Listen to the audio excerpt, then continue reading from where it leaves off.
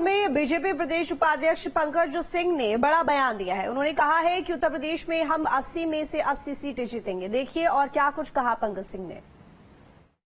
BJP प्रदेश उपाध्यक्ष पंकज सिंह जी हमारे साथ में, उनसे बात कर लेते हैं। सर, ये बताइए उत्तर प्रदेश में किस तरीके के हालात दिख रहे हैं लोकसभा चुनाव की अगर बात की जाए? हालात एकदम 80 की 80 सीट जीतने वाले हैं और जीतेंगे। आप कानपुर के भी आप प्रभारी हैं, काफी दिनों बाद कानपुर में आना आपको होगा। प्रत्याशी को लेकर के तमाम जो आपके बीजेपी के कार्यकर्ता हैं बड़ा भ्रम की स्थिति में, कई बार पहचान नहीं पाते हैं, मुलाकात उतनी नहीं हुई, तो कैसे सामंजस्य बिठाएंगे? पूरा सामंजस्य है, ये भारतीय जनता पार्टी की ताकत है और इसीलिए कहते हैं ना कि हमारे यहाँ कोई एक व्यक्ति ही आगे नहीं है, बल्कि हमारा संगठन सबसे ऊपर है। कमल का फूल देखकर हम लोग चुनाव लड़ते हैं और जिसको भी तैयार कर देती है पार्टी, कार्यकर्ता उसके साथ जुटकर राष्ट्र निर्माण के लिए आगे बढ़ जाते हैं। समाजवादी पार्टी ने अपना घोषणा पत्र जारी किया और उसके साथ ही अखिलेश यादव ने आरोप लगाया कि पेपर लीक मामले में बीजेपी नेताओं की भूमिका है। उनकी सरकार आएगी तो पेपर लीक की समस्या ही खत्म हो जाएगी।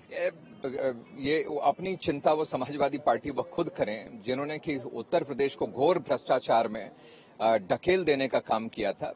वो लोग आज सीख न दें। और जहां तक रही बात कोई भी अपराध की, तो अब अपराध और अपराधियों को संरक्षण देने वाला इस उत्तर प्रदेश में कोई बच नहीं सकता है। तो समाजवादी पार्टी और उनके नेता खुद अपनी चिंता करें।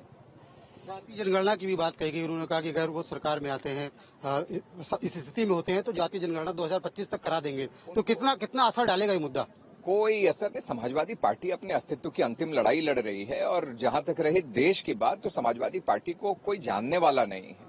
और समाजवादी पार्टी कोई ये भी अंदाजा समाजवादी पार्टी के नेता को नहीं है कि अब यह देश ये मोदी का परिवार के साथ का होकर यह देश को 2047 में एक स्थापित देश के रूप में स्थापित करने के लिए बनाने के लिए आगे बढ़ चुका है। ये जाति और मजहब की राजनीति से उठकर वो राष्ट्र निर्माण में यहाँ की जनता अब लगी हुई है।